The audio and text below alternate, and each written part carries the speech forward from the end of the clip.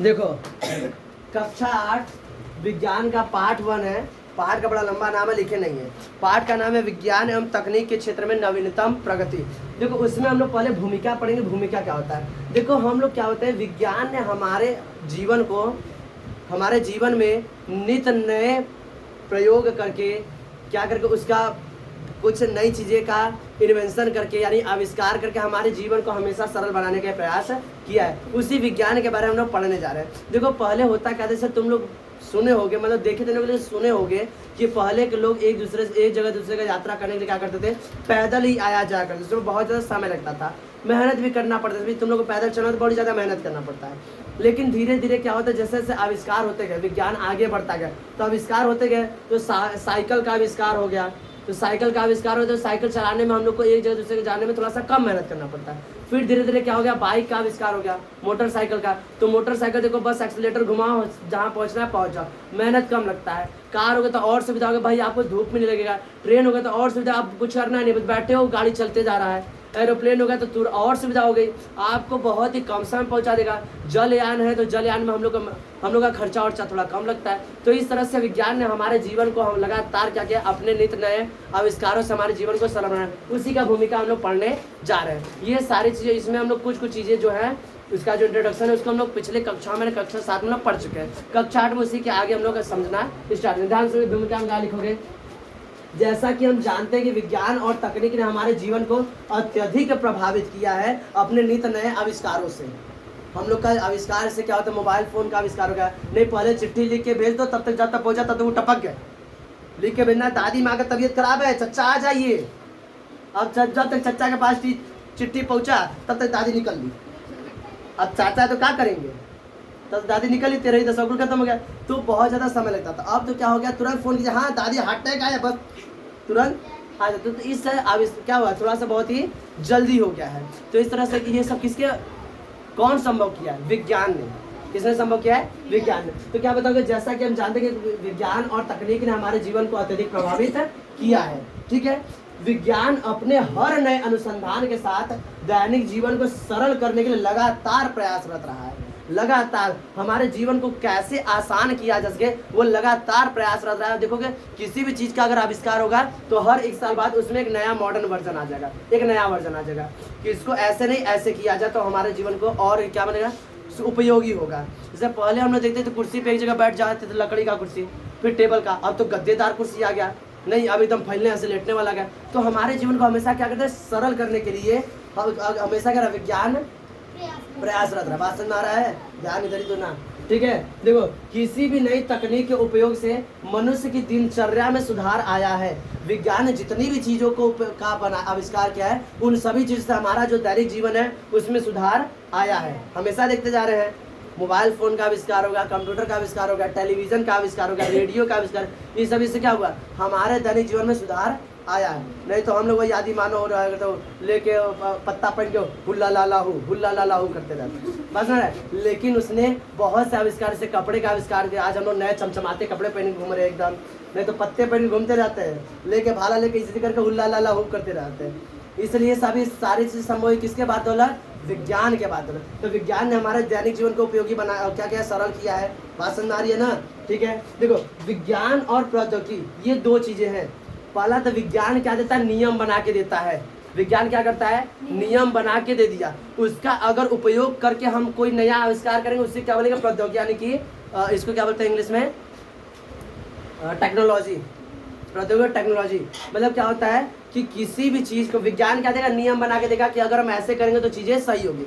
जैसे कार बनाना है तो विज्ञान कहेगा 4 पहिया पर कार सही टिकेगा, और उसको टेक्नोलॉजी क्या करेगा, उसको पहिया उइया बना के फिट करेगा। बस हमारा है। तो विज्ञान और प्रौद्योगिकी ने विभिन्न मूलभूत चुनौतियों का प्रत्यक्ष या परोक्ष रूप से डटकर सामना किया है। अभी कुछ साल पहले ही कोरोना आया था, कोरोना ने पूरे देश में हाहाकार मचाया था। उससे डटकर कौन लड़ा था, हमारे वैज्ञानिक। उन्होंने वैक्सीन बना के दिया, जो वैक्सीन हम लोगों ने लगाया, फिर जाके हम लोग कोरोना मुक्त हुए। तो इन सभी से कौन डटकर लड़ा था, हमारे वैज्ञानिकों ने। भूकंप आता है या कुछ भी चीज़ें आती हैं तो हम लोग का जीवन क्या होता है, थोड़ा सा एक तरह से रुकावटें आ जाती है, लेकिन उन सभी चीज़ों से हम लोग डट कर सामना तो करते हैं। लेकिन हमारे पीछे हमारे पीछे मेन जो होते हैं वो हमारे वैज्ञानिक और विज्ञान ही होता है, जो प्रत्यक्ष परीक्षण डायरेक्ट सामने आकर सामना करते हैं, यानी वैक्सीन बनाना या क्या करना वो सारी चीज़ें, और परोक्ष यानी जिनमें हम लोग देखें डायरेक्टली वो इन्वॉल्व ना हो लेकिन इनडायरेक्टली वो इन्वॉल्व होते हैं कि हाँ वही लोग क्या करते हैं, हमें संघर्ष करना सिखा रहे हैं। तो ये हमारा क्या रहा भूमिका, ये समझ में आया, इसको लिख लो। तो आगे हम देख रहे हैं कि विज्ञान ने किन किन क्षेत्रों में अपने आविष्कारों से नित नए आयाम क्या कर दिए, हमारे सामने प्रस्तुत किए हैं। एक एक करके हम सारी चीज़ों के बारे में पढ़ेंगे, ये इतना लिख लो, ध्यान दो।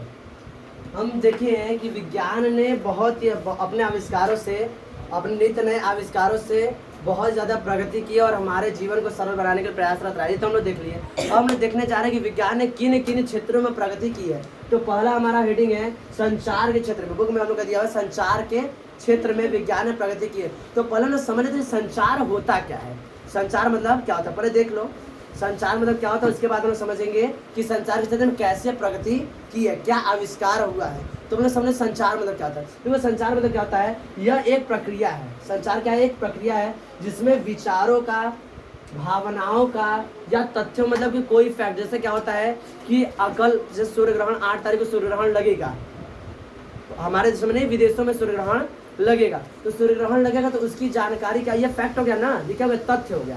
तो सूर्य ग्रहण लगेगा तो क्या हो रहा है कि यह हमारे देशों तक बात आया, कैसे, संचार के माध्यम। भाई वहां से फैक्ट आ रहा है ना, तथ्य आ रहा है हमारे पास, कैसा रहा, किसी न किसी मीडियम के द्वारा आ रहा है, माध्यम के द्वारा आ रहा है, तो वही माध्यम तो संचार है ना।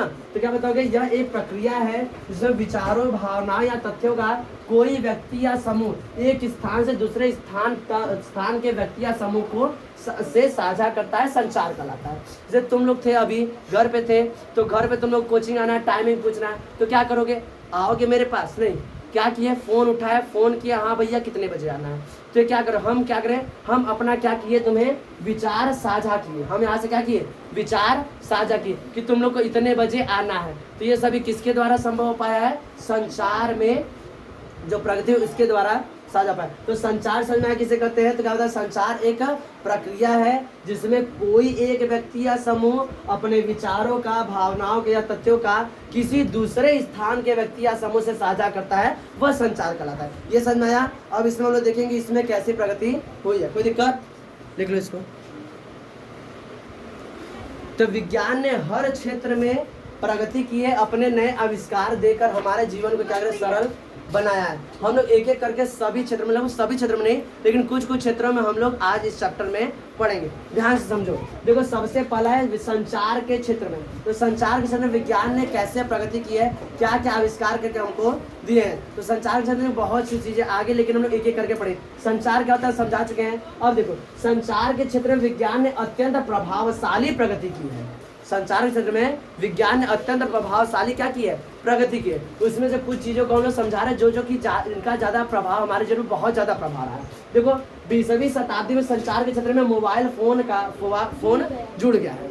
20वीं शताब्दी में हमारे जीवन, पहले देख लो, हमारे जीवन मोबाइल फोन क्या हो गया है, जुड़ गया है। फिर उसके बाद 21वीं शताब्दी में यह नई नई तकनीक से सुसज्जित होकर एक नए आयाम स्मार्टफोन यानी स्मार्ट मोबाइल के रूप में हमारे साथ जुड़ गया है, के साथ 3G और 4G के रूप में उपलब्ध है। तो हम लोग नीचे ना ब्रैकेट बना लेते हैं। जी का मतलब होता है जनरेशन, जी का मतलब होता है जनरेशन, अंग्रेजी में लिखना जनरेशन, जी यहाँ पर क्या है, जनरेशन है, नीचे स्टार बना लिखना। अब इसके आगे समझना, देखो संचार के क्षेत्र में वीडियो कॉन्फ्रेंसिंग, संचार के क्षेत्र में वीडियो कॉन्फ्रेंसिंग, वाईफाई तकनीक भी वैज्ञानिकों की ही देन है। वीडियो कॉन्फ्रेंसिंग, वाईफाई, ये सभी फैसिलिटी किसकी देन है, विज्ञान की ही देन है। आज हम लोग क्या काम करते हैं कि कहीं एक व्यक्ति, एक स्थान बैठा व्यक्ति कहीं दूसरे स्थान के व्यक्ति के साथ डायरेक्ट फेस टू फेस बात कर पा रहा है। क्या कर रहे, एकदम आमने सामने से लगता है तुम मेरे सामने बैठे, हम तुम्हारे सामने, ऐसे करके आमने सामने बैठ के बात कर पा रहे हैं। किसके जरिए, वीडियो कॉन्फ्रेंसिंग के जरिए, वाईफाई के जरिए। वाईफाई के माध्यम से हम लोग क्या करते हैं, बिना कोई वायर के हम लोग एक मोबाइल से दूसरे मोबाइल को क्या कर पा रहे हैं, कनेक्ट कर पा रहे हैं। ये सभी किसकी देन है, वैज्ञानिकों के देन। इनके अलावा और भी कई आविष्कार है जो हमारे जो क्या है संचार के क्षेत्र में हमारा क्या कर रहे हैं, सहयोग कर रहे हैं। जैसे टेलीफोन, सॉरी ये क्या हो गया, रेडियो हो गया, रेडियो में क्या है, संचार का माध्यम है। टीवी हो गया, कंप्यूटर हो गया, ये सभी क्या है, संचार। इंटरनेट हो गया, ईमेल हो गया, ये सभी किसके माध्यम है, संचार के क्षेत्र में विज्ञान की प्रगति है। ये समझ में आया। इसको इस तरह लिख लो। देखो पहला हम लोग देखा था संचार के क्षेत्र में, दूसरा हमारा शिक्षा के क्षेत्र में। शिक्षा के क्षेत्र में विज्ञान ने अपने आविष्कार से कैसे क्या आविष्कार किया और उससे कैसे हमारे जीवन को सरल बनाया है। तो देखो शिक्षा के क्षेत्र में शिक्षा के स्तर को सुधारने के लिए 2 बार लिखा गया है, शिक्षा के स्तर को सुधारने के लिए आईसीटी योजना शुरू की गई है। क्या बताओगे कि शिक्षा के क्षेत्र में शिक्षा के स्तर को सुधारने के लिए आईसीटी योजना शुरू की गई है। अब इसमें क्वेश्चन बन के आएगा एमसीक्यू में, आईसीटी की सुविधा योजना शुरू की गई है किसके स्तर को सुधारने के लिए, तो शिक्षा के स्तर को सुधारने के लिए। तो शिक्षा के स्तर को सुधारने के लिए किसकी योजना शुरू की, पर देख लो किसकी। हाँ तो क्या बताओगे, आईसीटी की योजना शुरू की गई। आईसीटी का फुल फॉर्म होता है, याद कर लेना तुम लोग, इससे ब्रैकेट बना के हाईलाइट कर दोगे, information and communicational technology. Information and communication technology. और देखो क्या होता है, इसको हम लोग इसको क्या बोलते हैं, इसका हिंदी में नाम है सूचना और संचार प्रौद्योगिकी। सूचना और संचार प्रौद्योगिकी यह क्या है, यह शिक्षा का एक वह तरीका है, सूचना एवं संचार प्रौद्योगिकी यह शिक्षा का वह तरीका है जिसमें जो सूचना के वितरण मतलब सूचना को एक स्थान से दूसरे स्थान तक फैलाना, सूचना के वितरण का समर्थन और अनुकूलन करने का मतलब कि तुम लोग को पढ़ाई बोरिंग न लगे, इसे पढ़ते पढ़ते तुम लोग को ऐसा लगे पढ़ाई बोझ हो गया है, इसको और क्या बनाना, दिलचस्प बनाने के लिए, रोचक बनाने के लिए इसका उपयोग किया जाता है। कि पढ़ाई तुम लोग क्या लगे, बहुत ही अच्छा खेल लगे, अच्छा लगे, इसलिए एक्सपेरिमेंट कराते हैं, प्रैक्टिकल कराए जाते हैं। तो ये सभी किसके तहत आते हैं, सूचना और संचार प्रौद्योगिकी के अंतर्गत आते हैं। तो क्या बताओगे, सूचना और संचार प्रौद्योगिकी यह शिक्षा का वह तरीका है जो सूचना के वितरण यानी एक स्थान दूसरे स्थान तक आसानी से फैलाना तथा इसको अनुकूल करने के लिए सूचना और संचार प्रौद्योगिकी का उपयोग करता है। इसके तहत इसी के तहत क्या होता है, स्मार्ट स्कूलों और ई किताबों को क्या दिया जा रहा है, बढ़ावा दिया जा रहा है। किसके तहत, आईसीटी के तहत। लिख लो इसको।